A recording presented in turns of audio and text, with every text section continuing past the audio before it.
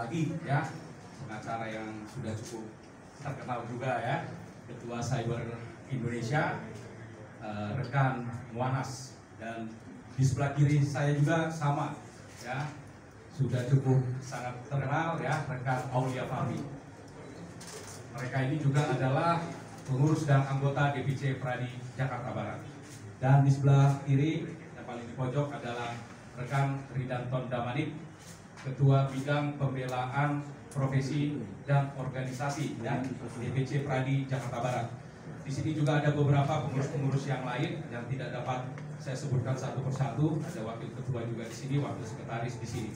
Jadi kami harus memberikan pernyataan sikap kami karena ini sudah menyangkut ya marwah daripada organisasi Pradi.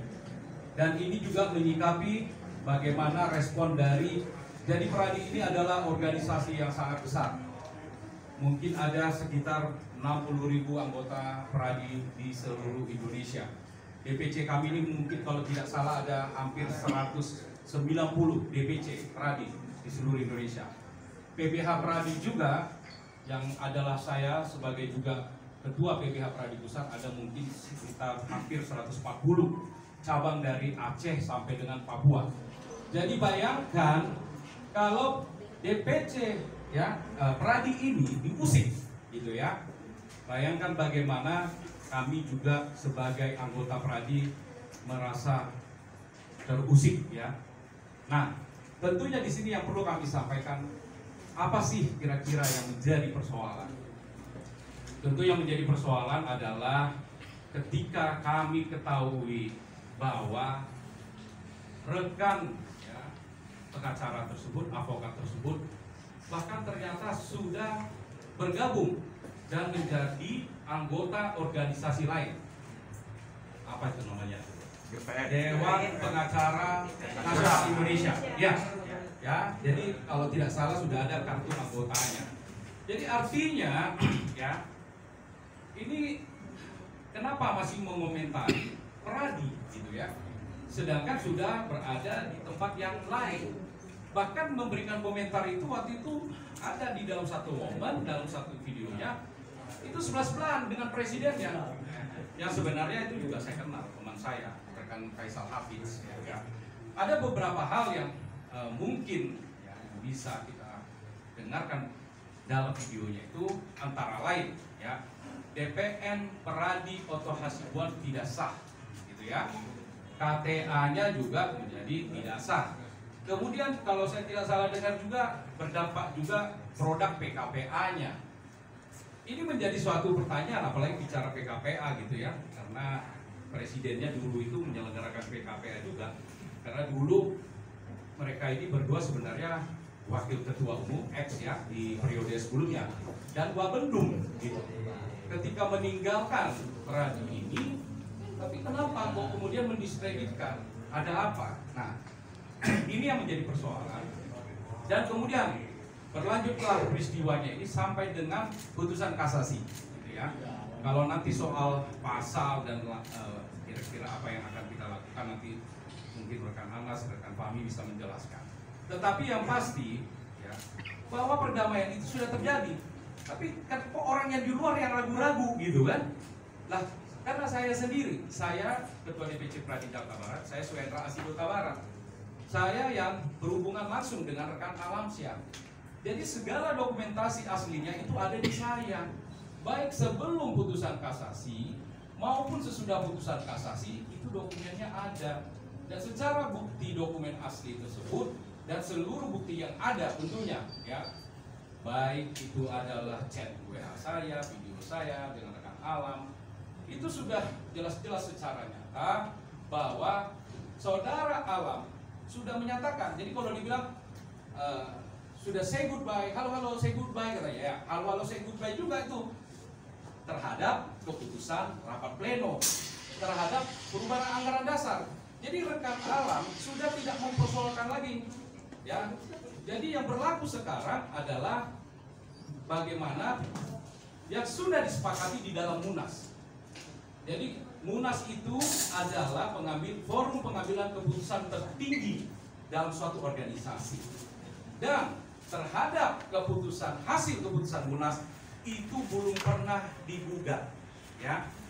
Kalau bicara yang dibatalkan itu adalah, ya, perubahan anggaran dasar melalui rapat pleno, dan itu pun sebelum putusan kasasi, ya. Rekan Alamsyah sudah menyatakan dalam pernyataannya, apapun putusan kasasi, maka dia sudah mengakui hasil keputusan yang dihasilkan di dalam Munas dan mengakui kepemimpinan Profesor Dr. Otto Hasibuan sebagai Ketua Umum Peradi yang sah. Jadi sudah clean and clear. Nah, kalau kita bicara hukum perdata, artinya ini kan sebenarnya ini ada Dr. Fadli nih di sini nih. Ini sangat paham juga ya. Kalau sudah kita bilang doktor itu pasti mungkin ya, karena di sana dokter, di sini dokter gitu ya. Jadi kalau kita bicara sebenarnya kan hukum private ya. Artinya si penggugat sudah tidak mempersoalkan. Dia sudah bilang nih, kalau soal anggaran dasar yang dirubah di pleno udah game over. Saya sudah nggak persoalkan lagi. Saya akui yang di Munas, perubahan yang di Munas. Nah, kalau antar para pihak sudah menyepakati itu udah selesai dong. Yang di luar nggak usah lagi ribut, gitu loh. Toh juga udah nggak di Peradi, ngapain mau ribut-ribut gitu kan? Nah, jadi ini sudah clean and clear, dan dampaknya ini benar-benar sudah terjadi kegaduhan, kegalauan, ya apa tuh, keonaran gitu ya. Karena saya sendiri, ya, di sini beberapa rekan-rekan DPC Jakarta Barat, kita punya WhatsApp grup aja ada berapa ya? Tektok ya. Waduh, kita mesti menjelaskannya susah benar gitu kan, bahwa itu no case sebenarnya. Jadi no case. Nah, belum di PBH Peradi yang ada sampai hampir 140 cabang itu kita harus menjelaskan, belum DPC. Jadi ini sudah gaduh, sudah heboh ya, dan makanya terjadi juga sudah laporan-laporan polisi di mana-mana. Nah, jadi dalam kesempatan ini, makanya kemarin juga saya dalam konferensi grupnya sempat saya himbau sebenarnya sudahlah, stop untuk mengurusi organisasi orang. Stop itu ya benar-benar berhenti gitu loh. Apapun alasannya, nggak ada urusan lah kita mau mengomentari rumah tangga orang, organisasi orang. Nah, jadi mungkin itu ya yang bisa saya sampaikan. Tapi kalau mengenai nanti konteks di mana ya mungkin bukan pidana dan sebagainya, ini teman-teman saya ini memang spesialisasinya di itu ya. Kalau saya bilang ya, mereka ini Cyber Indonesia dan ya kebetulan juga anggota DPC Peradi Jakarta Barat. Terima kasih. Baik, terima kasih teman-teman. Sebelum kami buka sesi tanya jawab, kami akan serahkan sepenuhnya kepada Bang Fahmi dulu ya. Silakan Bang Fahmi. Baik, terima kasih. Baik, terima kasih. Terima kasih kepada teman-teman.